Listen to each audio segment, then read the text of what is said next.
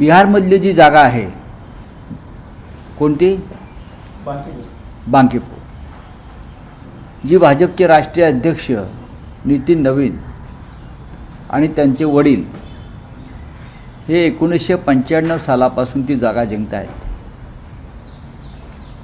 आणि हा भाजपचा गड असलेली जागा भाजपनं प्रशांत किशोर यांच्याकडून गमावली आहे। या जागेबाबत भाजपला किती आत्मविश्वास असावा? तर भाजपचे नेते रविशंकर प्रसाद काय म्हणाले प्रचाराच्या दरम्यान की बांकीपूरला कुत्ता बिल्ली, कुत्रा आणि मांजर जरी भाजपनं उभं केलं म्हणजे पहा किती मतदारांना गृहीत धरतात। कुत्रा आणि मांजराला जर उभं केलं तरी लोक कुत्रा आणि मांजराला मत देतील भाजपच्या। हा अहंकार लोकांनी मोडून काढला। त्यानंतर मध्य प्रदेशमधली दतिया विधानसभा ही काँग्रेसचीच होती। ती जिंकण्यासाठी भाजपने साम दाम दंडभेदाचा वापर केला, पण काँग्रेसने ती जागा जिंकली। गुजरातमध्ये जागा जिंकली, त्यात काही विशेष नाही। या 3 पोटनिवडणुकाचे निकाल त्यातले 2 महत्त्वाचे आहेत। त्याच्यामुळे फार मोठी क्रांती झाली वगैरे असं म्हणणाऱ्यापैकी आम्ही नाही, किंवा ही मिनी सार्वत्रिक निवडणूक आहे, मिनी जनरल इलेक्शन असंही मी म्हणणार नाही। पण लोकांचा कल दिसतो आहे याच्यामध्ये। मोदींची किंवा भारतीय जनता पक्षाची लोकप्रियता किती खाली घसरली आहे हे तुमच्या बालेकिल्ल्यातल्या पराभवातून स्पष्ट दिसत आहे। विशेषतः बांकीपूरमध्ये 95 पासून जो गड आपल्या ताब्यात आहे तो तुम्ही टिकवू शकला नाही, त्याचा अर्थ 64% लोकांनी आपल्या विरोधामध्ये मतदान केलं आहे, जे आतापर्यंत भारतीय जनता पक्षाला मतदान करत होते। त्याने एक नवीन पर्याय निवडला, हे सुद्धा महत्त्वाचं आहे। हवा पालट होताना दिसते। सर, पण लोक पारंपरिक पक्षाच्या ऐवजी अल्टरनेटिव्ह पक्ष बघतायत, हे कुठेतरी देशातील विरोधकांना देखील इशारा समजायचा का? एक लक्षात घ्या की तामिळनाडूमध्ये हेच झालंय ना। तामिळनाडूमध्ये डीएमके किंवा AIDMK पेक्षा एका वेगळ्या पक्षाच्या मागे लोक गेले।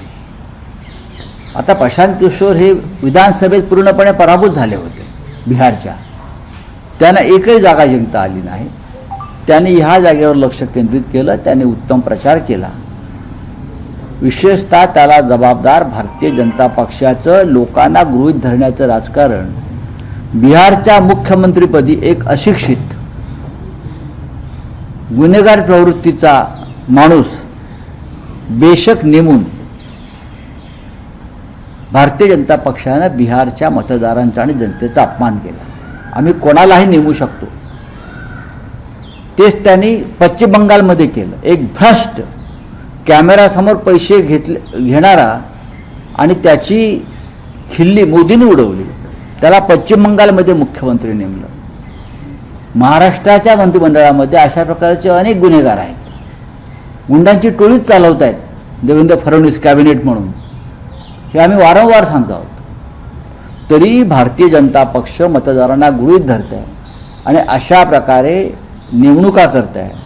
त्याचा हा फटका बांकीपूरमध्ये 100% बसलेला आहे। जंतर मंतरवरती झालेल्या आंदोलनाचा देखील नक्कीच मी सांगतो ना, देशात सध्या जे वातावरण आहे, मी काय म्हणालो की मोदींची लोकप्रियता, भाजपची लोकप्रियता ही किती घसरली आहे त्याचं बांकीपूर हे उदाहरण आहे।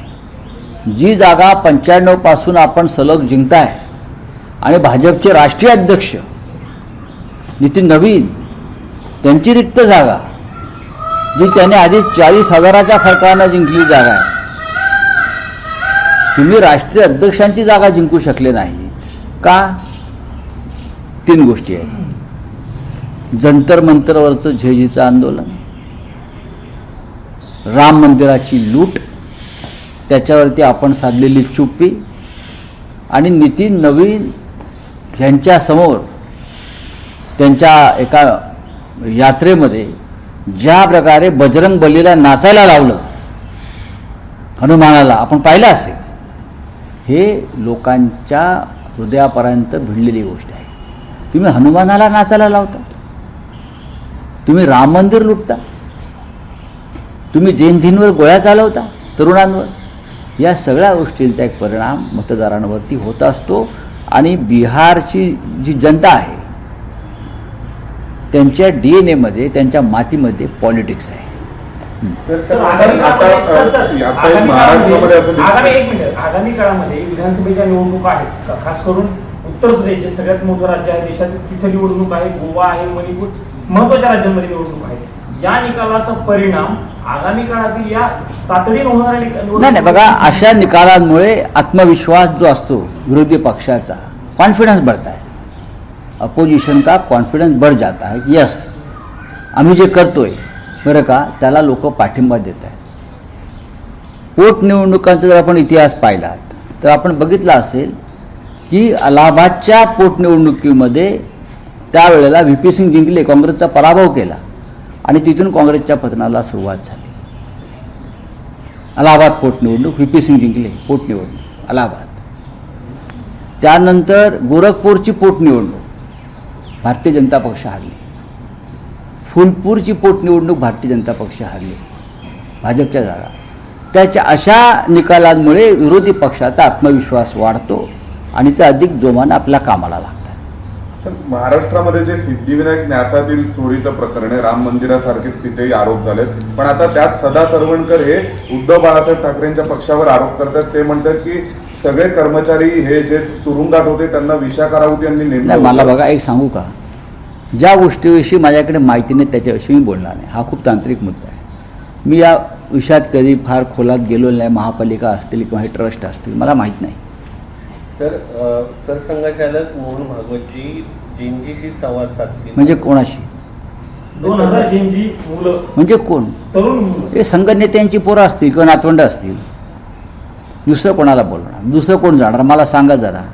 हां, हे भाजप नेत्यांची नातवंड किंवा पोरं म्हणजे काय जैनजी नाहीत ना, ती बधीर झालेली पिढी आहे ती त्यांची. जैनजी म्हणजे कोण? ज्या मुलांनी जंतर मंतरला येऊन आंदोलन केलं, ज्या मुलांनी घोषणा दिल्या तुमच्या विरोधात, ज्या मुलांनी जंतर मंतरवर लाठ्या काठ्या खाल्ल्या, ज्या मुलांनी अश्रुधुराच्या नळकांड्या सहन केल्या, त्यांच्यापैकी 2000 लोकांना बोलवा आणि त्यांच्याशी बोला. तुम्ही तुमच्याच नातवंडांना, नेत्यांच्या किंवा मुलांना बोलवाल, ते कसले जैनजी आहे? ते तुमचे कार्यकर्तेच आहेत. आज पुन्हा एकदा मंगल मिलन आहे NDA. म्हणजे काय असतं ते? म्हणजे काय असतं मंगल मिलन? म्हणजे काय असतं? काय असतं? भाजपच्या राज्यात काय मंगल राहिलं आहे का? ते आपापसात मिलन करतात. हाँ, काय असतं मग? कौन सा मंगल मिलन चलता है? क्या है? बीजेपी के राज में क्या मंगल होता है क्या? आज आमच्यासाठी सुप्रीम कोर्टामध्ये जो खटला चालू आहे आमचा आज, तो अत्यंत महत्त्वाचा आहे. सुनावणी सुरू आहे कोर्टामध्ये. पार्लमेंटला काल एक बिल पास झालं लोकसभेला, सुप्रीम कोर्टच्या जजेसची संख्या वाढवण्याबद्दल. आमची अशी मागणी आहे, भूमिका आहे की सुप्रीम कोर्टच्या जजेसची संख्या वाढवण्यापेक्षा सुप्रीम कोर्टात जे जजेस बसलेले आहेत त्यांनी राजकीय दबावाखाली काम करू नये, तारखांवर तारखा देऊ नये आणि घटनात्मक विषयाबाबतचे खटले हे कालमर्यादेत सोडवावेत, फास्ट ट्रॅक कोर्टाप्रमाणे. जसं आमचा खटला 4 वर्ष चालवत आहेत. 5 मुख्य न्यायाधीश बदलले, लाज वाटली पाहिजे. सर, काही देशांमध्ये घटनापीठासाठी वेगळे न्यायाधीशांची नियुक्ती केली आहे. असे काही कायदे आणले पाहिजेत ना. जजेसची संख्या वाढवत आहे पण हजारो लाखो खटले पडूनच आहेत. सर, सुनेत्रा पवारांना पत्र आलंय निवडणूक आयोगाकडून खुलासा मागणार की तुम्ही घटना